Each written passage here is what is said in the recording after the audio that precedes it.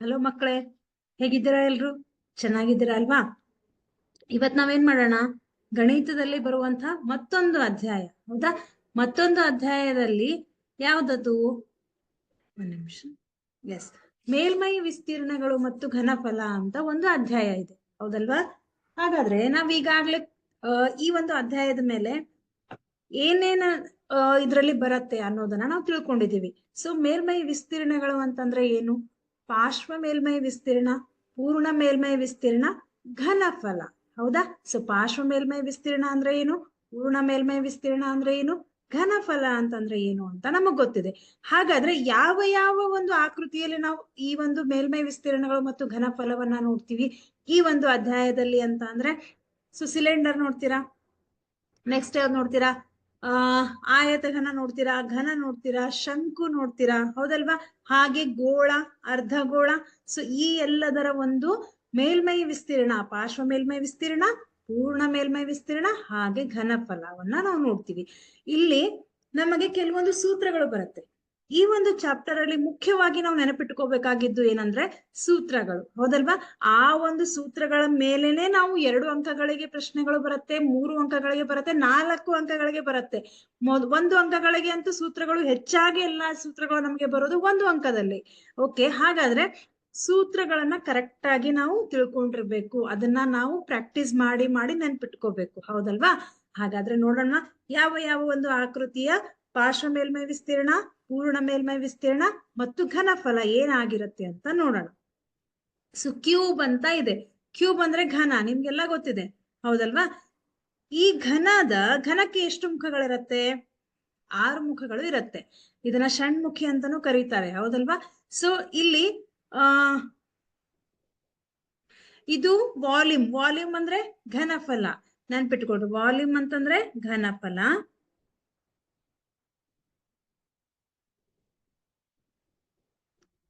ಇದು ಘನಫಲ. ನೆಕ್ಸ್ಟ್ ಇದು ಪಾರ್ಶ್ವ ಮೇಲ್ಮೈ ವಿಸ್ತೀರ್ಣ, ಕರ್ವ್ಡ್ ಸರ್ಫೇಸ್ ಏರಿಯಾ, ಪಾರ್ಶ್ವ ಮೇಲ್ಮೈ ವಿಸ್ತೀರ್ಣ. ಇದು ಪೂರ್ಣ ಮೇಲ್ಮೈ ವಿಸ್ತೀರ್ಣ, total surface area. Okay, so ವಿಸ್ತೀರ್ಣ. ಹಾಗಾದ್ರೆ ಘನ ಅಂತಂದ್ರೆ 6 ಮುಖಗಳು ಬರುತ್ತೆ, ನಮ್ಗೆಲ್ಲ ಗೊತ್ತು, ಹೌದಾ? ನಾನು ಷಣ್ಮುಖಿ ಅಂತ ಹೇಳಿದೆ. ಸೊ 6 ಮುಖಗಳನ್ನ ಹೊಂದಿರುತ್ತೆ.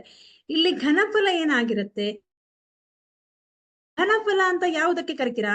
ಈ ಒಂದು ಘನದ ಒಳಭಾಗದಲ್ಲಿ ಒಂದು ವಸ್ತು ಇದೆ, ಅದು ಘನಾಕೃತಿಯಲ್ಲಿದೆ. ಆ ಘನದ ಒಳಭಾಗದಲ್ಲಿ ಇರುವಂತಹ ಜಾಗಕ್ಕೆ ನಾವು ಘನಫಲ ಅಂತ ಕರಿತೀವಿ, ವಾಲ್ಯೂಮ್ ಅಂತ ಕರೀತಾರೆ. ಅಂದ್ರೆ ಇಲ್ಲಿ ಘನ ಇದೆ ಅಲ್ವಾ? ಸೊ ಈ ಘನದ ಒಳಭಾಗದಲ್ಲಿ ಇರುವಂತಹ ಜಾಗಕ್ಕೆ ಏನಂತ ಕರೀತಾರೆ? ಘನಫಲ. ಘನಫಲ ಏನಾಗತ್ತೆ? Side cube. ಈಗ ನೀವು ಸೈಡ್ ಅನ್ನ ಎ ಅಂತ ತಗೊಂಡ್ರೆ ಸೈಡ್ ಕ್ಯೂಬ್, ಎ ಕ್ಯೂಬ್ ಆಗತ್ತೆ. ಹಾಗೆ ಪಾರ್ಶ್ವ ಮೇಲ್ಮೈ ವಿಸ್ತೀರ್ಣ 4a², 4 into side square, 4 into ಬಾಹು ಸ್ಕ್ವೇರ್. ಸೈಡ್ ಅಂದ್ರೆ ಬಾಹು, ಹೌದಾ? ಇಲ್ಲಿ ಒಂದು ಬಾಹು, ಇಲ್ಲಿ ಒಂದು ಬಾಹು. ಸೊ ಪ್ರತಿ ಬಾಹುವಿನ ಅಳತೆಯನ್ನ ಎ ಅಂತ ತಗೊಂಡ್ರೆ ಅದು ಪಾರ್ಶ್ವ ಮೇಲ್ಮೈ ವಿಸ್ತೀರ್ಣ ಏನಾಗಿರುತ್ತೆ? 4a². ಪಾರ್ಶ್ವ ಮೇಲ್ಮೈ ವಿಸ್ತೀರ್ಣ ಅಂದಾಗ ನಾವು ಮೇಲ್ಭಾಗ ಮತ್ತು ಕೆಳಭಾಗವನ್ನ ಬಿಟ್ಟು ಉಳಿದ 4 ಭಾಗಗಳನ್ನ ಕನ್ಸಿಡರ್ ಮಾಡ್ತೀವಿ. 6 ಮುಖಗಳಲ್ಲಿ ಮೇಲ್ಭಾಗ ಮತ್ತು ಕೆಳಭಾಗವನ್ನ ಬಿಟ್ಟು ಉಳಿದ 4 ಭಾಗಗಳನ್ನ ಕನ್ಸಿಡರ್ ಮಾಡಿದ್ರೆ ಅದನ್ನ ಪಾರ್ಶ್ವ ಮೇಲ್ಮೈ ವಿಸ್ತೀರ್ಣ ಅಂತ ಕರೀತಾರೆ. 6 ಮುಖಗಳನ್ನ ನಾವು ಕನ್ಸಿಡರ್ ಮಾಡಿದ್ರೆ, ಪ್ರತಿ ಮುಖದ ವಿಸ್ತೀರ್ಣ ಅಂತ ಅಂದ್ರೆ 6 ಮುಖಗಳನ್ನ ನಾವು ಕನ್ಸಿಡರ್ ಮಾಡಿದ್ರೆ ಅವಾಗ 6 ಇಂಟು ಸೈಡ್ ಸ್ಕ್ವೇರ್, ಅಂದ್ರೆ 6 ಇಂಟು ಬಾಹು ಸ್ಕ್ವೇರ್. ಬಾಹು ಅಂತಂದ್ರೆ ನಾವು ಎ ಅಂತ ತಗೊಂಡ್ರೆ ಅದು 6a² ಆಗತ್ತೆ, ಹೌದಲ್ವಾ? 6a², ನೆನ್ಪಿಟ್ಕೊಳ್ರಿ. ಹಾಗೇನೆ ಕ್ಯೂಬಾಯ್ಡ್, ಆಯತಘನ. ಆಯತಘನದಲ್ಲಿ ಉದ್ದ ಅಗಲ ಇರುತ್ತೆ, ಘನ ಅಂದಾಗ ಎತ್ತರ ಕೂಡ ಇರುತ್ತೆ. ಯಾಕೆ? ಇವು 3 ಆಯಾಮದ ಆಕೃತಿಗಳು. 3 ಆಯಾಮದ ಆಕೃತಿಗಳಲ್ಲಿ ಉದ್ದ ಅಗಲದ ಜೊತೆಗೆ ಎತ್ತರವನ್ನು ನೋಡ್ತೀವಿ, ಹೌದಲ್ಲ? 2 ಆಯಾಮದ ಆಕೃತಿಗಳಲ್ಲಿ ಕೇವಲ ಉದ್ದ ಮತ್ತು ಅಗಲವನ್ನ ನೋಡ್ತೀವಿ. ಹಾಗೆ 3 ಆಯಾಮದ ಆಕೃತಿಗಳನ್ನ ನಾವು ಕನ್ಸಿಡರ್ ಮಾಡಿದಾಗ ಅಲ್ಲಿ ಎತ್ತರವನ್ನು ಕೂಡ ನಾವು ಪರಿಗಣಿಸ್ತೀವಿ. ಹಾಗಾಗಿ length into breadth into H. Okay, ಅದೇ ರೀತಿ ಪಾರ್ಶ್ವ ಮೇಲ್ಮೈ ವಿಸ್ತೀರ್ಣ ಏನಾಗತ್ತೆ? 2 into L plus B into H. So 2 ಅಂತಂದ್ರೆ ಉದ್ದ ಇಂಟು ಅಗಲ ಪ್ಲಸ್ ಇಂಟು ಎತ್ತರವನ್ನ ನೀವು ಗುಣಿಸಿದಾಗ ಅದು ಪಾರ್ಶ್ವ ಮೇಲ್ಮೈ ವಿಸ್ತೀರ್ಣ ಆಗತ್ತೆ. ಹಾಗೇನೆ ಪೂರ್ಣ ಮೇಲ್ಮೈ ವಿಸ್ತೀರ್ಣ ಏನಾಗುತ್ತೆ 2 into L into B. L ಅಂದ್ರೆ length into breadth plus B into H plus L into H. B ಅಂದ್ರೆ ಬ್ರೆಡ್, ಎಚ್ ಅಂದ್ರೆ ಹೈಟ್ ಎತ್ತರ, ಎಲ್ ಅಂದ್ರೆ ಲೆಂತ್, ಎಚ್ ಅಂದ್ರೆ ಎತ್ತರ. ಸೊ ನಿಮ್ಗೆ ಇದೀಗ ಆಗ್ಲೇ ಗೊತ್ತಿದೆ. ಜಸ್ಟ್ ಒಂದ್ಸತಿ ನಾವು ರಿವೈಸ್ ಮಾಡೋಣ. ಇದು ಸಿಲಿಂಡರ್. ಸೊ ಸಿಲಿಂಡರ್ ಅಂದ್ರೆ ಏನು? ಕೊಳವೆ ಅಥವಾ ಸಿಲಿಂಡರ್ ಅಂತ ಕರಿತೀವಿ. ಕನ್ನಡದಲ್ಲ ಕೊಳವೆ ಆಕಾರ, ಹೆಚ್ಚಾಗಿ ಸಿಲಿಂಡರ್ ಅಂತಾನೆ ನಾವು ಬಳಸ್ತೀವಿ. ನಿಮಗ್ ಗೊತ್ತಿದೆ ಸಿಲಿಂಡರ್ ಯಾವ ಆಕೃತಿಯಲ್ಲಿರುತ್ತೆ, ಯಾವ ಒಂದು ಆಕಾರದಲ್ಲಿ ಇರುತ್ತೆ ಅಂತ. ನಿಮ್ ಬಾಟಲ್ ಅನ್ನ ನೆನಪು ಮಾಡ್ಕೊಳ್ರಿ, ಅದು ಸಿಲಿಂಡರ್ ಆಕೃತಿ. ಹೌದಾ? ಸೊ ನೆಕ್ಸ್ಟ್ ನೋಡಿದ್ರೆ ನಮ್ಗೆ ಸಿಲಿಂಡರಿನ ಘನಫಲ ಏನಾಗತ್ತೆ? Pi R square H. Pi R square H. ಹಾಗೇನೆ ಪಾರ್ಶ್ವ ಮೇಲ್ಮೈ ವಿಸ್ತೀರ್ಣ 2 ಪೈ ಆರ್ ಎಚ್ ಆಗತ್ತೆ.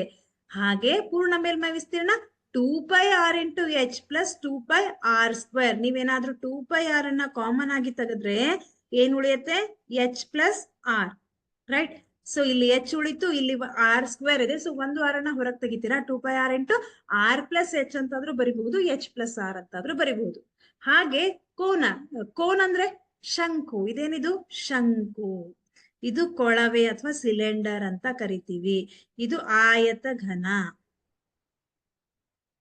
ಆಯತ ಘನ. ಇದು ಘನ. ಓಕೆ. ಶಂಕು. ಶಂಕುವಿನ ಘನಫಲ ಏನಾಗತ್ತೆ? 1/3 into pi R square H ಆಗತ್ತೆ. ಹಾಗೆ ಪಾರ್ಶ್ವ ಮೇಲ್ಮೈ ವಿಸ್ತೀರ್ಣ pi into R L. L ಅಂದ್ರೆ ಏನಿಲ್ಲಿ? ಓರೆ ಎತ್ತರ. ಹೌದಾ? ಶಂಕುವಿನ ಓರೆ ಎತ್ತರಕ್ಕೆ ಎಲ್ ಅಂತ ಕರಿತೀವಿ. ಎಲ್ ಅಂತಂದ್ರೆ square root of R square plus H square ಅಂತಾನು ಬರಿತೀವಿ. ಹಾಗೆ ಪೂರ್ಣ ಮೇಲ್ಮೈ ವಿಸ್ತೀರ್ಣ ಏನಾಗತ್ತೆ? Pi R L plus pi R square. ಹಾಗಾಗಿ ಪೈ ಆರ್ ಅನ್ನ ನೀವು ಕಾಮನ್ ತೆಗೆದ್ರೆ ಏನ್ ಉಳಿಯತ್ತೆ? ಆರ್ ಪ್ಲಸ್ ಎಲ್ ಉಳಿಯತ್ತೆ. ಇಲ್ಲಿ ಎಲ್ ಇದೆ, ಸೊ ಇಲ್ಲಿ ಆರ್ ಸ್ಕ್ವೇರ್ ಅಲ್ಲಿ ಒಂದು ಆರ್ ಅನ್ನ ಹೊರಗೆ ತೆಗಿತೀರಾ, pi R into R plus L. ಇದು ಪೂರ್ಣ ಮೇಲ್ಮೈ ವಿಸ್ತೀರ್ಣ. ಹಾಗೆ ಗೋಳವನ್ನ ನೋಡಿದ್ರೆ 4/3 pi R cube 4 pi R square. ಅರ್ಧಗೋಳ. ಅರ್ಧಗೋಳವನ್ನ ತಗೊಂಡ್ರೆ 2/3 ಪೈ ಆರ್ ಕ್ಯೂಬ್. ಹಾಗೆ ಪಾರ್ಶ್ವ ಮೇಲ್ಮೈ ವಿಸ್ತೀರ್ಣ 2 ಪೈ ಆರ್ ಸ್ಕ್ವೇರ್ ಮತ್ತು ಪೂರ್ಣ ಮೇಲ್ಮೈ ವಿಸ್ತೀರ್ಣ 3 ಪೈ ಆರ್ ಸ್ಕ್ವೇರ್ ಆಗತ್ತೆ. ಓಕೆ. ಇನ್ನೊಂದು ಇದೆ ನಮ್ಗೆ, ಏನಂತಂದ್ರೆ ಭಿನ್ನಕ ಅಂತ ಬರುತ್ತೆ. ಸೊ ಶಂಕುವಿನ ಭಿನ್ನಕ ನೆನಪಿದೆನಾ? ಶಂಕುವಿನ ಭಿನ್ನಕ. ಭಿನ್ನಕ ಅಂತಂದ್ರೆ ನಾವು ಒಂದು ಶಂಕು ಇರತ್ತೆ, ಅದನ್ನ ಅರ್ಧ ಭಾಗ ಮಾಡ್ತೀವಿ. ಸೊ ಬೇರೆ ಬೇರೆ ಪಾರ್ಟ್ಸ್ ಅನ್ನ, ಶಂಕುವಿನ ಭಾಗಗಳನ್ನ ನಾವು ಭಿನ್ನಕ ಅಂತ ಕರಿತೀವಿ. ಹೌದಾ? ಹಾಗಾದ್ರೆ volume of frustum of cone ಅಂದ್ರೆ ಶಂಕುವಿನ ಭಿನ್ನಕದ ಘನಫಲ ಏನಾಗಿರುತ್ತೆ? 1/3 pi into H R1 square plus R2 square plus R1 into R2 ಆಗಿರತ್ತೆ. ನೆನ್ಪಿಟ್ಕೊಳ್ರಿ. ಹಾಗೆ ಇದು ಕೂಡ ನಮ್ಗೆ ಇಂಪಾರ್ಟೆಂಟ್ ಆಗಿ ಗೊತ್ತಿರಬೇಕಾದಂತ ಅಂಶ. CSA ಅಂದ್ರೆ ಕರ್ವ್ ಸರ್ಫೇಸ್ ಏರಿಯಾ ಎಷ್ಟಾಗತ್ತೆ? Pi into R1 plus R2 into L. ಹೌದಾ? ಎಲ್ ಅಂತಂದ್ರೆ square root of H square plus, ಅಲ್ಲಿ ನಮಗೆ ಎಲ್ ಅಂತಂದ್ರೆ ಏನಂತ ಬರಿತೀವಿ ನಾವು? H square plus R square ಅಂತ ಬರಿತೀವಿ. ಬಟ್ ಇಲ್ಲಿ ಭಿನ್ನಕ ಅಂದಾಗ ನಾವೇನ್ ಮಾಡ್ತೀವಿ? Square root of H square plus R1 minus R2 whole square ಆಗತ್ತೆ. ನೆನ್ಪಿಟ್ಕೊಳ್ರಿ. ಹಾಗೆ ಟೋಟಲ್ ಸರ್ಫೇಸ್ ಏರಿಯಾ ಅಂದ್ರೆ ಪೂರ್ಣ ಮೇಲ್ಮೈ ವಿಸ್ತೀರ್ಣ. ಶಂಕುವಿನ ಭಿನ್ನಕದ ಪೂರ್ಣ ಮೇಲ್ಮೈ ವಿಸ್ತೀರ್ಣ pi into R1 plus R2 into L plus pi R1 square plus pi R2 square. Okay. ಇಷ್ಟು ನಮಗೆ ಶಂಕುವಿನ ಭಿನ್ನಕದ ಬಗ್ಗೆ ಗೊತ್ತಿರಬೇಕಾದಂತಹ. ಓಕೆ. ಹಾಗಾದ್ರೆ ಈ ಒಂದು ಸೂತ್ರಗಳ ಮೇಲೆ ನಾವು ಕೆಲವು ಲೆಕ್ಕಗಳನ್ನ ಬಿಡಿಸೋಣವಾ?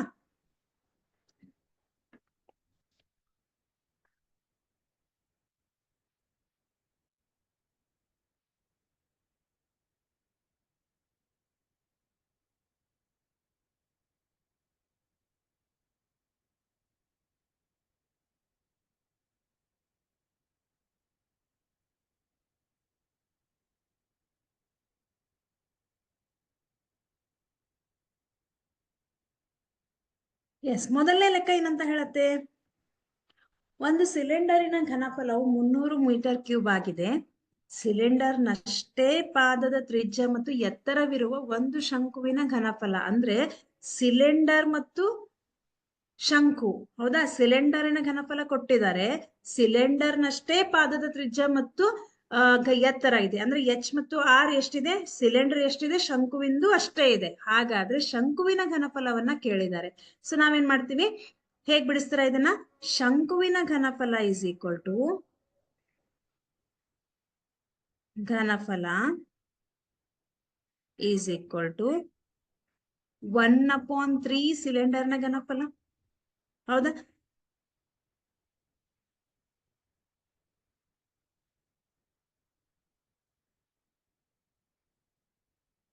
ಘನಫಲ.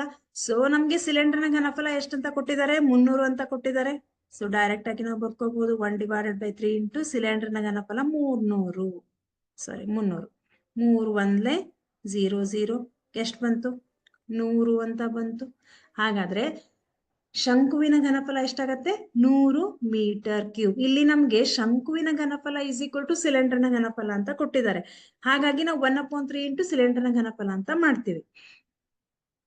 ತ್ರಿಜ್ಯ 7 ಸೆಂಟಿಮೀಟರ್ ಇರುವ ಒಂದು ಗೋಳದ ಮೇಲ್ಮೈ ವಿಸ್ತೀರ್ಣ ಎಷ್ಟಾಗತ್ತೆ? ತ್ರಿಜ್ಯ ಕೊಟ್ಟಿದ್ದಾರೆ ನಮ್ಗೆ ಏನಂತ? R is equal to 7 centimetre ಅಂತ ಕೊಟ್ಟಿದ್ದಾರೆ. ಏನ್ ಕೇಳಿದ್ದಾರೆ? ಗೋಳದ ಮೇಲ್ಮೈ ವಿಸ್ತೀರ್ಣ. ಗೋಳದ ಪೂರ್ಣ ಮೇಲ್ಮೈ ವಿಸ್ತೀರ್ಣದ ಸೂತ್ರ ನಿಮಗೆ ಗೊತ್ತಿದೆ. ಏನಂತ? ಗೋಳದ ಮೇಲ್ಮೈ ವಿಸ್ತೀರ್ಣ ಅಥವಾ ಪೂರ್ಣ ಮೇಲ್ಮೈ ವಿಸ್ತೀರ್ಣ ಅಂತಾನು ಕರಿಬಹುದು. ವಿಸ್ತೀರ್ಣ is equal to 4πr square. Right? So 4 into pi ಅಂದ್ರೆ 22 divided by 7 r square. r ಅಂದ್ರೆ ಗೊತ್ತಿದೆ ಎಷ್ಟು? 7 ಅಂತ. 7 ಇಂಟು 7 7 7 ಕ್ಯಾನ್ಸಲ್ ಆಯ್ತು. 22 ಇಂಟು 4 ಮಾಡಿದ್ರೆ ಏನಾಗುತ್ತೆ? 88. 88 ಇಂಟು 7 ಮಾಡ್ರಿ ಎಷ್ಟಾಯ್ತು? 8 7 56. ಸೊ 8 7 56. 56 ಪ್ಲಸ್ 5 ಮಾಡಿದ್ರೆ 61. ಹಾಗಾಗಿ 616 ಮೀಟರ್ ಸ್ಕ್ವೇರ್ ಬರುತ್ತೆ. ಎಲ್ಲಿದೆ ಇದು? ಇಲ್ಲಿದೆ, ಸೆಂಟಿಮೀಟರ್ ನಲ್ಲಿದೆ. ಹಾಗಾಗಿ ಸೆಂಟಿಮೀಟರ್ ಸ್ಕ್ವೇರ್ ಬರುತ್ತೆ. ಎಸ್, ಇದು ಆಪ್ಷನ್ ಸಿ ಇಸ್ ರೈಟ್. ಶಂಕುವಿನ ಭಿನ್ನಕದ ಪಾರ್ಶ್ವ ಮೇಲ್ಮೈ ವಿಸ್ತೀರ್ಣವನ್ನ ಕಂಡುಹಿಡಿಯುವ ಸೂತ್ರ ಯಾವುದು? Yes, pi r1 square plus r2 square into L ಆಗತ್ತಾ? ಅಥವಾ pi r1 minus r2 into L ಆಗತ್ತಾ? ಅಥವಾ pi r1 plus r2 into L ಆಗತ್ತಾ? ಹಾಗೆ pi r1 square minus r2 square into L ಆಗತ್ತಾ? ಯಾವ್ದಾಗತ್ತೆ ಇಲ್ಲಿ? ಎಸ್, ಯೋಚನೆ ಮಾಡ್ರಿ ಸ್ವಲ್ಪ. ಯಾವ್ದು ಕರೆಕ್ಟ್ ಆಗತ್ತೆ? ಶಂಕುವಿನ ಭಿನ್ನಕದ ಪಾರ್ಶ್ವ ಮೇಲ್ಮೈ ವಿಸ್ತೀರ್ಣ. ಸೊ ನಾವ್ ಈಗಾಗ್ಲೇ ಹೇಳಿದ್ವಿ ಯಾವ್ದಾಗತ್ತೆ? Pi into r1 plus r2 into L ಆಗತ್ತೆ. ಎಲ್ಲಿದೆ ಅದು option? r1 plus r2 into L. Option C is right. ಹಾಗೆ ನೇರ ಸಿಲಿಂಡರ್ನ ಪೂರ್ಣ ಮೇಲ್ಮೈ ವಿಸ್ತೀರ್ಣದ ಸೂತ್ರ. ಸಿಲಿಂಡರಿನ ಪೂರ್ಣ ಮೇಲ್ಮೈ ವಿಸ್ತೀರ್ಣ, ಇದು ನಮ್ಮ ಸಿಲಿಂಡರ್. ಹೌದಾ? ಸೊ ಈ ಒಂದು ಸಿಲಿಂಡರ್ನ ಪೂರ್ಣ ಮೇಲ್ಮೈ ವಿಸ್ತೀರ್ಣದ ಸೂತ್ರ ಏನಾಗತ್ತೆ? ಪೈ ಆರ್ ಸ್ಕ್ವೇರ್ ಹೆಚ್ಚಾಗತ್ತಾ? 2π r into r plus h ಆಗತ್ತಾ? Pi R into r plus h ಆಗತ್ತಾ? 2π r square into r plus h ಆಗತ್ತಾ? ಸೊ ನಾವ್ ಈಗಾಗ್ಲೇ ನೋಡಿದ್ವಿ ಹಿಂದೆ, ನೆನಪು ಮಾಡ್ಕೊಳ್ರಿ ಒಂದ್ಸರ್ತಿ. ಯಾವ್ದು ಕರೆಕ್ಟ್ ಆಗತ್ತೆ? 2π r into r plus h. Option B is right. ಹೌದಲ್ವಾ? ನೆಕ್ಸ್ಟ್, ಘನಗೋಳದ ಗಾತ್ರವನ್ನ ಕಂಡುಹಿಡಿಯುವ ಸೂತ್ರ.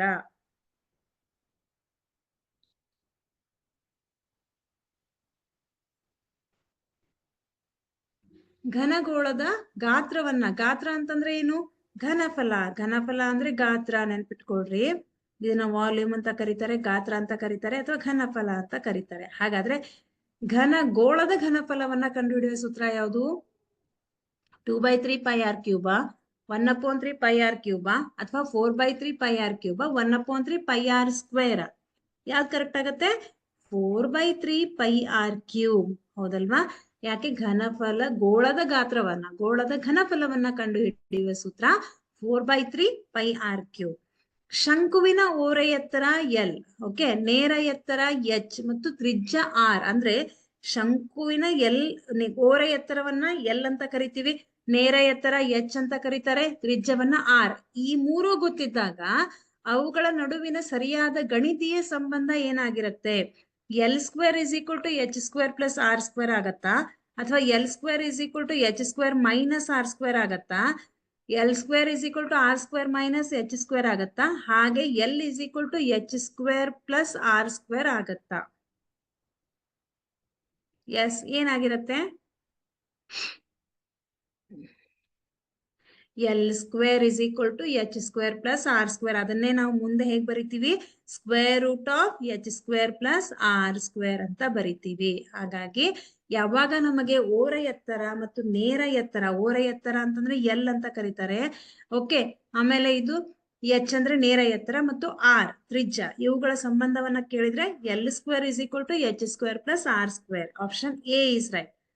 ಹಾಗೆ ಒಂದು ಶಂಕುವಿನ ತ್ರಿಜ್ಯ ಆರ್, ಎತ್ತರ ಎಚ್ ಆದಾಗ ಓರೆ ಎತ್ತರ ಏನಾಗಿರುತ್ತೆ, ಸೊ ಆರ್ ಗೊತ್ತಿದೆ, ಎಚ್ ಗೊತ್ತಿದೆ, ಹಾಗಾದಾಗ ಎಲ್ ಏನಾಗಿರುತ್ತೆ ಅಂತ ಕೇಳಿದ್ದಾರೆ.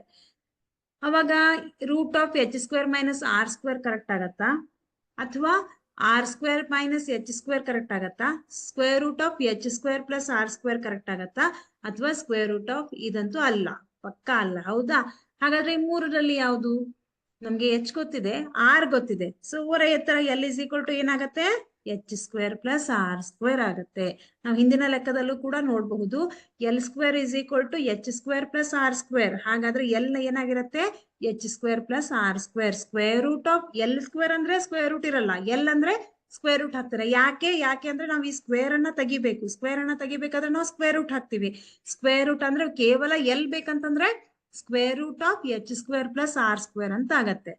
ಈಗ 27 ಸೆಂಟಿಮೀಟರ್ ಘನಫಲವಿರುವ ಘನದ ಪಾರ್ಶ್ವ ಮೇಲ್ಮೈ ವಿಸ್ತೀರ್ಣ, ಅಂದ್ರೆ ಘನದ ಪಾರ್ಶ್ವ ಮೇಲ್ಮೈ ವಿಸ್ತೀರ್ಣವನ್ನ ಕಂಡುಹಿಡಿಬೇಕು. ನಮ್ಗೇನ್ ಗೊತ್ತಿದೆ, 27 ಸೆಂಟಿಮೀಟರ್ ಘನಫಲ ಗೊತ್ತಿದೆ. ಹಾಗಾದ್ರೆ ಪಾರ್ಶ್ವ ಮೇಲ್ಮೈ ವಿಸ್ತೀರ್ಣ ಏನಾಗತ್ತೆ? ಅವಾಗ ಏನ್ ಮಾಡೋಣ, ಘನಫಲ ಅಂತ ಗೊತ್ತಿದೆ, ಸೊ ಘನದ ಘನಫಲ ಏನಾಗತ್ತೆ ಸೂತ್ರ, ಘನದ ಘನಫಲ ಎ ಕ್ಯೂಬ್, ಹೌದಲ್ವಾ? ಈಗ ನಮ್ಗೆ ಘನಫಲವನ್ನ ಕೊಟ್ಟಿದ್ದಾರೆ, ಎಷ್ಟಂತ, 27 ಸೆಂಟಿಮೀಟರ್ ಕ್ಯೂಬ್. ಘನಫಲವನ್ನ ನಾವು ಮೀಟರ್ ಕ್ಯೂಬ್, ಸೆಂಟಿಮೀಟರ್ ಕ್ಯೂಬ್ ಈ ತರ ಹೇಳ್ತೀವಿ. ಯಾಕೆ, length into breadth into H. So ಘನ ಅಂತಂದ್ರೆ ನಾವು 3 ಆಯಾಮವನ್ನ ಪರಿಗಣಿಸ್ತೀವಿ. ಸೊ ಸೆಂಟಿಮೀಟರ್ ನಲ್ಲಿದೆ, ಸೆಂಟಿಮೀಟರ್ ಕ್ಯೂಬ್ ಆಗುತ್ತೆ. A cube is equal to 27 ಅಂತ ಅರ್ಥ. ಸೊ ನನಗೆ ಕೇವಲ ಎ ಬೆಲೆ ಮಾತ್ರ ಬೇಕಾದ್ರೆ ನಾವೇನ್ ಮಾಡ್ತೀವಿ, ಅದನ್ನ ಎ ಕ್ಯೂಬ್ ಅಂದ್ರೆ 27, ಸೊ ಕೇವಲ ಎ ಬೇಕಂದ್ರೆ ಕ್ಯೂಬ್ ರೂಟ್ ಆಫ್ 27 ಅಂತ ಹಾಕ್ತಿವಿ, ಹೌದಲ್ವಾ? ಸೊ ನೀವು 27ರ ಘನ ಎಷ್ಟಾಗತ್ತೆ, ಈ ಸ್ಕ್ವೇರ್ ಕ್ಯೂಬ್ ರೂಟ್ ಇಂದ ಹೊರಗೆ ತೆಗೆದ್ರೆ ನಮ್ಗೆ 3 ಆಗತ್ತೆ. 3 ಮೂರ್ಲೆ 9, 9 ಮೂರ್ಲೆ 27. ಹಾಗಾಗಿ ಎ ನ ಬೆಲೆ ಎಷ್ಟು ಬಂತು, 3 ಬಂತು. ಇವಾಗ ಇದೇ ಎ ಬೆಲೆಯನ್ನ ಉಪಯೋಗಿಸಿ ನಾವೇನ್ ಕಂಡುಹಿಡಿಬೇಕು, ಘನದ ಪಾರ್ಶ್ವ ಮೇಲ್ಮೈ ವಿಸ್ತೀರ್ಣ. ಹಾಗಾದ್ರೆ ಘನದ ಪಾರ್ಶ್ವ ಮೇಲ್ಮೈ ವಿಸ್ತೀರ್ಣವನ್ನ ಕಂಡುಹಿಡಿಯುವ ಸೂತ್ರ ಯಾವುದು, ಘನದ ಪಾರ್ಶ್ವ ಮೇಲ್ಮೈ ವಿಸ್ತೀರ್ಣ.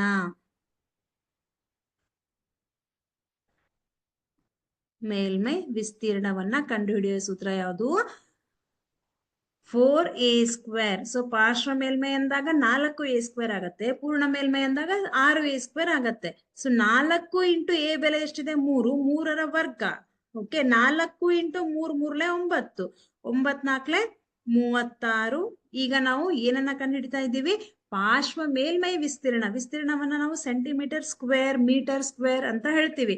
ಸೊ ಇದು ಯಾವ ಆಪ್ಷನ್ ಕರೆಕ್ಟ್ ಆಗತ್ತೆ, ಇಲ್ಲಿ 36 ಸೆಂಟಿಮೀಟರ್ ಸ್ಕ್ವೇರ್ ಇದೆ, ಇಲ್ಲಿ 54 ಇದೆ, ಇಲ್ಲಿ 63 ಇದೆ, 108 ಇದೆ. ಸೊ ನಮ್ಮ ಉತ್ತರ ಎಷ್ಟು ಬಂತು, 36 ಸೆಂಟಿಮೀಟರ್ ಸ್ಕ್ವೇರ್ ಬಂತು. ಹಾಗಾಗಿ option A is right.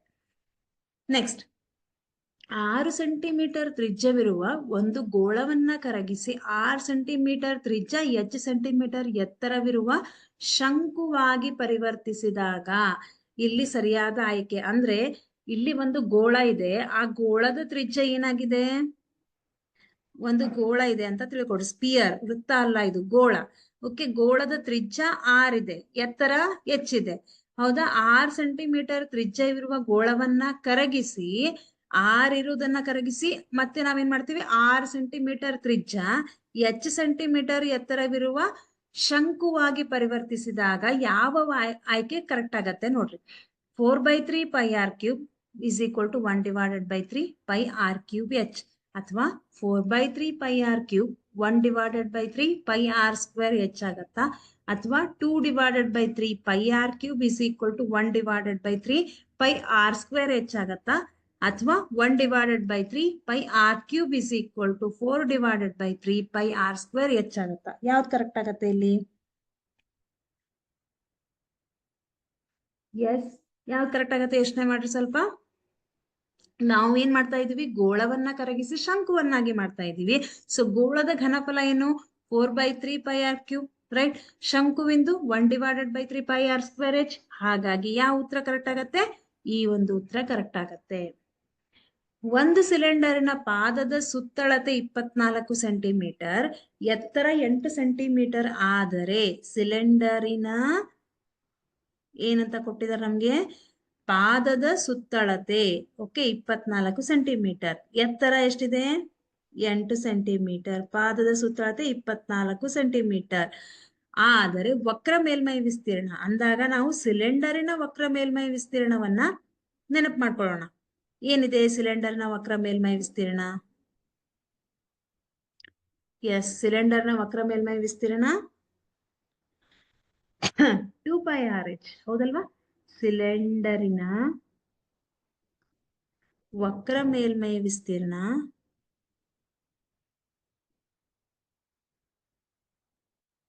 is equal to 2πRh. Okay, so ನಮ್ಗೆ ಆರ್ ಗೊತ್ತಿದೆ ಎಷ್ಟು ಅಂತ? 8 ಸೆಂಟಿಮೀಟರ್. ಸುತ್ತಳತೆ ಗೊತ್ತಿದೆ. ಸುತ್ತಳತೆ ಅಂದಾಗ ನಮ್ಮ ಸಿಲಿಂಡರಿನ ಪಾದ ಯಾವ ರೀತಿ ಆಗಿರುತ್ತೆ? ವೃತ್ತಾಕಾರದಲ್ಲಿ ಇರುತ್ತೆ. ಅಂದ್ರೆ ವೃತ್ತದ ಸುತ್ತಳತೆ, ಪಾದ ವೃತ್ತಾಕಾರದಲ್ಲಿದೆ. ಸೊ ಪಾದದ ಸುತ್ತಳತೆ ಅಂತಂದ್ರೆ ವೃತ್ತದ ಸುತ್ತಳತೆ. ಸೊ ವೃತ್ತದ ಸುತ್ತಳತೆಯನ್ನ ಪರಿಧಿ ಅಂತಲೂ ಕರಿತೀವಿ. ಸುತ್ತಳತೆ ಅಥವಾ ಪರಿಧಿಯ ಸೂತ್ರ ಏನಾಗತ್ತೆ? ವೃತ್ತದ ಸುತ್ತಳತೆ ಅಥವಾ ಪರಿಧಿ ಇಸ್ ಈಕ್ವಲ್ ಟು 2πR ಆಗತ್ತೆ. ಹಾಗಾದ್ರೆ 2πR ನ ಬೆಲೆಯನ್ನ ಅವ್ರು ಕೊಟ್ಟಿದ್ದಾರೆ. ಆಮೇಲೆ ಎತ್ತರ ಕೊಟ್ಟಿದ್ದಾರೆ. ಎತ್ತರ 8 ಸೆಂಟಿಮೀಟರ್ ಅಂತ ಕೊಟ್ಟಿದ್ದಾರೆ. ಆದರೆ ವಕ್ರ ಮೇಲ್ಮೈ ವಿಸ್ತೀರ್ಣವನ್ನ ಕೇಳಿದ್ದಾರೆ. ಸೊ 2πR ನ ಬೆಲೆ ಎಷ್ಟು? 24. ಎಚ್ ನ ಬೆಲೆ, ಎಚ್ ಅಂದ್ರೆ ಎತ್ತರವನ್ನ ಕೊಟ್ಟಿದ್ದಾರೆ. ಎಷ್ಟು? 8 ಅಂತ. 24 × 8 ಮಾಡ್ರಿ, ಎಷ್ಟು ಬಂತು? 4 8 4 32. So 192 centimetre square. ಎಲ್ಲಿದೆ ಆಪ್ಷನ್? ಇದು ಇಲ್ಲಿದೆ, ಹೌದಾ? ಒಂದು ಸಿಲಿಂಡರ್ನ ನೀವು ಪರಿಗಣಿಸಿದ್ರೆ ಕೆಳಭಾಗದಲ್ಲಿ ಮತ್ತು ಮೇಲ್ಭಾಗದಲ್ಲಿ 2 ವೃತ್ತಗಳನ್ನ ಕಾಣ್ತೀವಿ ನಾವು. ಪಾದದ ಸುತ್ತಳತೆ ಅಂತಂದ್ರೆ ಅದು ವೃತ್ತದ ಸುತ್ತಳತೆ ಆಗತ್ತೆ. ಸೊ ವೃತ್ತದ ಸುತ್ತಳತೆ ಅಂದಾಗ 2πR ಆಗತ್ತೆ. 2πR ನ ಬೆಲೆ 24. ಎಚ್ ನ ಬೆಲೆ ಕೂಡ ಕೊಟ್ಟಿದ್ದಾರೆ. ಎತ್ತರ 8 ಸೆಂಟಿಮೀಟರ್ ಅಂತ. ಸೊ ಎರಡನ್ನೂ ಗುಣಿಸಿದಾಗ ನಿಮ್ಗೆ ಏನ್ ಬಂತು? 192 ಸೆಂಟಿಮೀಟರ್ ಸ್ಕ್ವೇರ್ ಬಂತು. ಈಗ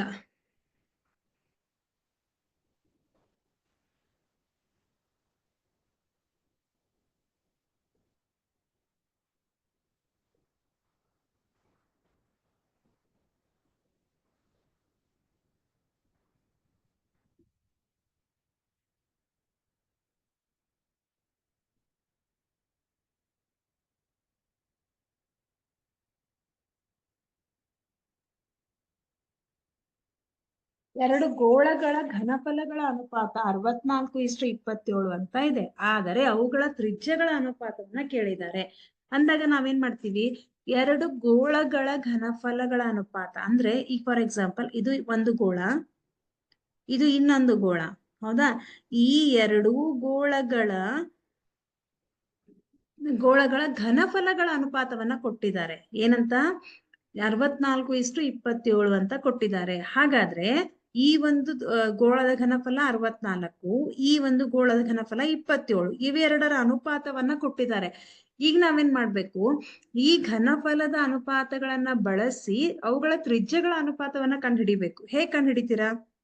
ಇದು 1ನೇ ಗೋಳ ಅಂತ ಕರೆಯೋಣ, ಇದು 2ನೇ ಗೋಳ.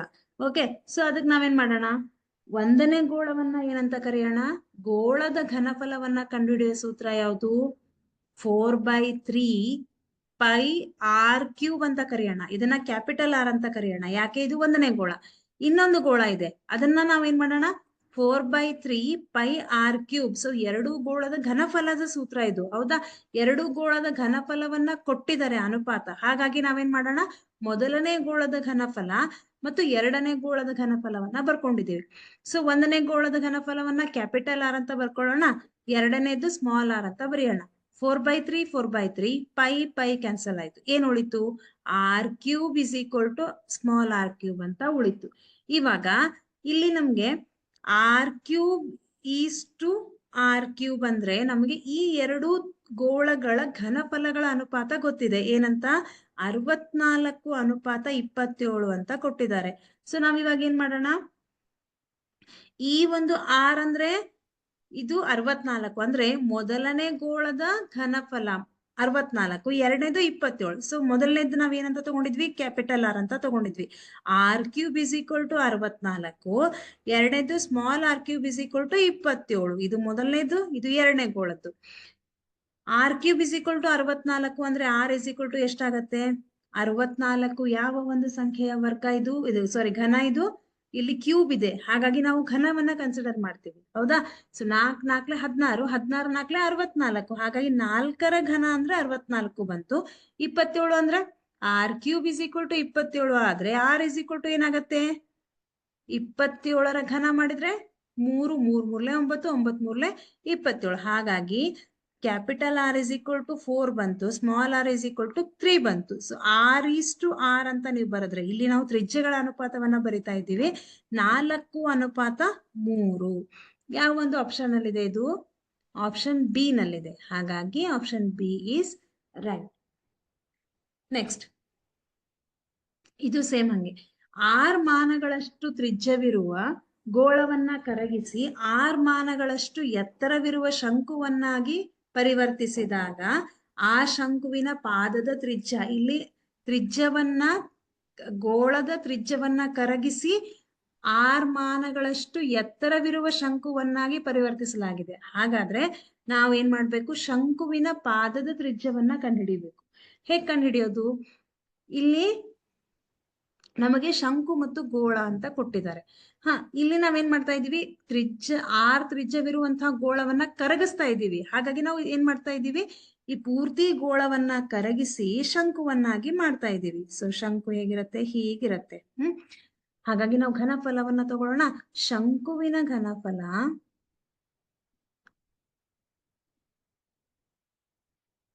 ಈಸ್ ಈಕ್ವಲ್ ಟು ಗೋಳದ ಘನಫಲ, ಅಥವಾ ಗೋಳದ ಘನಫಲ ಈಸ್ ಈಕ್ವಲ್ ಟು ಶಂಕುವಿನ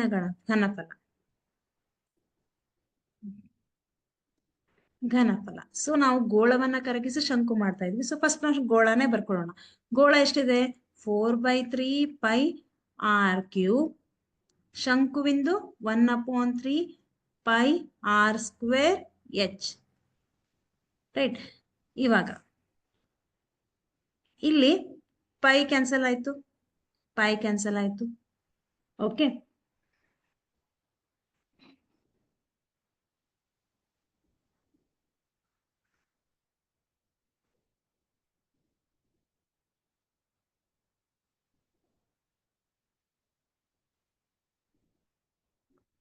ಈಗ ಇಲ್ಲಿ ಎಚ್ ಅಂತ ಇದೆ.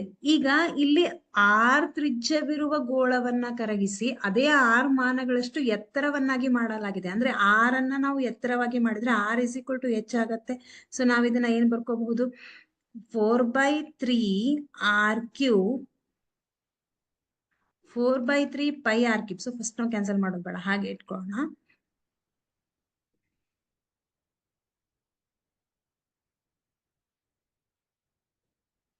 Four by three pi r³ is equal to 1/3 pi r². h ಅಂದ್ರೆ ಏನು? Small r. ಹೌದಾ? ಇಲ್ಲಿ ಕ್ಯೂಬ್ ಇದೆ, ಇಲ್ಲಿ 1 r ಇದೆ, ಸೊ ಕ್ಯಾನ್ಸಲ್ ಆಗುತ್ತೆ. ನೆಕ್ಸ್ಟ್ ಇಲ್ಲಿ ಒಂದು ಪೈ ಇದೆ, ಇಲ್ಲಿ ಒಂದು ಪೈ ಇದೆ, ಎರಡು ಕ್ಯಾನ್ಸಲ್ ಆಯ್ತು. ಈ 4/3 ಅನ್ನ ನಾನು ಹೇಗೆ ಬರೀತೀನಿ? 4 ಇಂಟು 1/3 r². ಕ್ಯೂಬ್ ಅಲ್ಲಿ ಒಂದು r ಕ್ಯಾನ್ಸಲ್ ಆಯ್ತು, ಸೊ r² ಉಳಿತು. ಹೌದಾ? ನೆಕ್ಸ್ಟ್ ಇಲ್ಲೇನು ಉಳಿತು? 1/3 r². ಇವಾಗ ಇಲ್ಲೂ 1/3 ಇದೆ, ಇಲ್ಲೂ 1/3 ಇದೆ.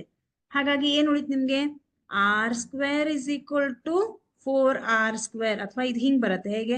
4r² is equal to r². ಅದನ್ನ ನಾನು ಹಿಂದೆ ಮುಂದೆ ಮಾಡಿ ಬರಿತೀನಿ. r² is equal to 4r². ಇವಾಗ ನಮ್ಗೇನ್ ಕೇಳಿದ್ದಾರೆ?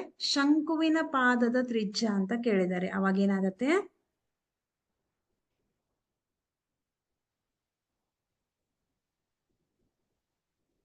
ಒಂದೇ ನಿಮಿಷ. ಎಸ್, ಕ್ಯಾಪಿಟಲ್ ಆರ್, ಶಂಕುವಿನ ತ್ರಿಜ್ಯವನ್ನ ನಾವು ಕ್ಯಾಪಿಟಲ್ ಆರ್ ಅಂತ ತಗೊಂಡಿದೀವಿ. ಇಲ್ಲಿ R square is equal to 4r² ಅಂತ ಬಂತು. R square is equal to 4r² ಆದ್ರೆ ಆರ್ ನ ಬೆಲೆ ಏನಾಗುತ್ತೆ, ಸ್ಕ್ವೇರ್ ರೂಟ್ ಆಫ್ 4r² ಆಗತ್ತೆ. ಸೊ ಇದನ್ನ ರೂಟ್ ಇಂದ ಹೊರಗೆ ತೆಗೀರಿ. 4 ರೂಟ್ ಇಂದ ಹೊರಗೆ ತೆಗೆದ್ರೆ 2 ಬರುತ್ತೆ. r² ಅನ್ನ ರೂಟ್ ಇಂದ ಹೊರಗೆ ತೆಗೆದ್ರೆ 6 ಬರುತ್ತೆ. ಸೊ ನಮ್ಗೆ ಏನ್ ಬಂತು ಫೈನಲಿ, 2 r ಮಾನಗಳು. ಯಾವ್ದು ಉತ್ತರ ಕರೆಕ್ಟ್ ಆಗಿದೆ ಇಲ್ಲಿ? Option B is right. Next, ಒಂದು ಘನ ಅರ್ಧಗೋಳದ ಪೂರ್ಣ ಮೇಲ್ಮೈ ವಿಸ್ತೀರ್ಣ. ಘನ ಅರ್ಧಗೋಳದ ಪೂರ್ಣ ಮೇಲ್ಮೈ ವಿಸ್ತೀರ್ಣ ಏನಾಗಿರುತ್ತೆ? 3πr². ಹೌದಾ? ಓಕೆ. ಈ ಆಲಿಕೆಯಲ್ಲಿ ಜೋಡಣೆಯಾಗಿರುವ ಘನಾಕೃತಿಗಳು, ಇಲ್ಲಿ ನಮ್ಗೆ 2 ಆಕೃತಿಗಳನ್ನ ಜೋಡಿಸಿದೀವಿ. ಯಾವ ಯಾವ ಆಕೃತಿಗಳನ್ನ ಜೋಡಿಸಿದೀವಿ ಅಂತ ಹೇಳ್ಬೇಕು. ಶಂಕು ಮತ್ತು ಸಿಲಿಂಡರ್ ಇದೆನಾ, ಅಥವಾ ಶಂಕುವಿನ ಭಿನ್ನಕ ಮತ್ತು ಸಿಲಿಂಡರ್ ಇದೆನಾ, ಸಿಲಿಂಡರ್ ಮತ್ತು ಅರ್ಧಗೋಳ ಇದೆನಾ, ಅಥವಾ ಶಂಕು ಮತ್ತು ಅರ್ಧಗೋಳ ಇದೆನಾ? ಎಸ್, ಯಾವ 2 ಆಕೃತಿಗಳನ್ನ ಜೋಡಿಸಿದೀವಿ ಇಲ್ಲಿ? ಇದಂತೂ ನಮ್ಗೆ ಕರೆಕ್ಟ್ ಆಗಿ ಗೊತ್ತಾಗತ್ತೆ. ಇದೇನಿದು? ಸಿಲಿಂಡರ್. ಹೌದಾ? ಸಿಲಿಂಡರ್. ಮೇಲಿದೆ ಅದೇನಿದು? ಇದು ಯಾವ ತರ ಇದೆ? ಇದು ಹಿಂಗಿದೆ. ಸೊ ಇದು ಹಿಂಗಿದೆ. ಎಸ್, ನಿಮ್ಗೆ ಇದು ಇಷ್ಟೇ ಭಾಗ ಮಾತ್ರ ಕಾಣಿಸ್ತಾ ಇದೆ. ಹೌದಾ? ಅಂದ್ರೆ ಇದು ಕೆಳಗಡೆ ಹೋಗಿದೆ. ಹಾಗಾದ್ರೆ ಮೇಲಿರುವಂತಹದ್ದು ಯಾವ್ದಿದು? ಶಂಕು. ಹಾಗಾಗಿ ಇಲ್ಲಿ ಯಾವ 2 ಆಕೃತಿಗಳನ್ನ ಜೋಡಿಸಿದೀವಿ? ಶಂಕು ಮತ್ತು ಸಿಲಿಂಡರ್. ನೆಕ್ಸ್ಟ್, ಶಂಕುವಿನ ತ್ರಿಜ್ಯ ಆರ್, ಓರೆ ಎತ್ತರ ಎಲ್ ಇದ್ದಾಗ ಅದರ ಪೂರ್ಣ ಮೇಲ್ಮೈ ವಿಸ್ತೀರ್ಣ ಏನಾಗಿರುತ್ತೆ? ಶಂಕುವಿನ ಪೂರ್ಣ ಮೇಲ್ಮೈ ವಿಸ್ತೀರ್ಣ ಏನಾಗಿರುತ್ತೆ? 2πr into R plus L ಆಗಿರುತ್ತೆ. ಆರ್ ಮಾನ ತ್ರಿಜ್ಯವಿರುವ ಅರ್ಧಗೋಳದ ಘನಫಲ, ಇಲ್ಲಿ ಅರ್ಧಗೋಳದ ಘನಫಲ, ಇದು ಅರ್ಧಗೋಳ. ಹೌದಾ? ಒಂದು ಗೋಳದ ಅರ್ಧ ಭಾಗವನ್ನ ಮಾತ್ರ ಕನ್ಸಿಡರ್ ಮಾಡಿದ್ರೆ ಆ ಒಂದು ಅರ್ಧಗೋಳದ ಘನಫಲ ಏನಾಗಿರುತ್ತೆ? 2/3πr³ ಆಗಿರುತ್ತೆ. Yes, okay. ಹಾಗಾದ್ರೆ ನಾವೇನ್ ಮಾಡಿದ್ವಿ ಇವತ್ತು? ಕೇವಲ 1 ಅಂಕಗಳಿಗೆ ಯಾವ ರೀತಿ ಪ್ರಶ್ನೆಗಳು ಬರ್ತವೆ ಮತ್ತು ಸೂತ್ರಗಳು ಏನಾಗಿರುತ್ತೆ ಅನ್ನೋದನ್ನ ನೋಡಿದ್ವಿ. ಹೌದಾ? ಈ ಒಂದು ಅಧ್ಯಾಯದಲ್ಲಿ ನಾವು ಸೂತ್ರಗಳನ್ನ ಪರ್ಫೆಕ್ಟ್ ಆಗಿ ಮಾಡ್ಬೇಕು ಮತ್ತು ಆ ಸೂತ್ರಗಳ ಮೇಲೆ ಲೆಕ್ಕಗಳು ಯಾವ ರೀತಿ ಬರ್ತವೆ ಅನ್ನೋದನ್ನ ನೋಡಿದ್ವಿ. ಇನ್ ನೆಕ್ಸ್ಟ್ ಕ್ಲಾಸ್ ಅಲ್ಲಿ 2 ಅಂಕಗಳಿಗೆ ಮತ್ತು 3 ಅಂಕಗಳಿಗೆ ಯಾವ ರೀತಿಯ ಪ್ರಶ್ನೆಗಳು ಬರ್ತವೆ ಅಂತ ನೋಡೋಣ. ಓಕೆ? ಎಸ್, ಅಲ್ಲಿವರೆಗೂ ಈ ಸೂತ್ರಗಳನ್ನ ಪರ್ಫೆಕ್ಟ್ ಆಗಿ ಮಾಡ್ರಿ. ಮತ್ತೆ ಈ ಒಂದು ಅಧ್ಯಾಯದಲ್ಲಿ ಇರುವಂತಹ ಎಲ್ಲಾ ಲೆಕ್ಕಗಳನ್ನ ಬಿಡಿಸಿ ಪ್ರಾಕ್ಟೀಸ್ ಮಾಡ್ರಿ. Okay? Yes, thank you so much.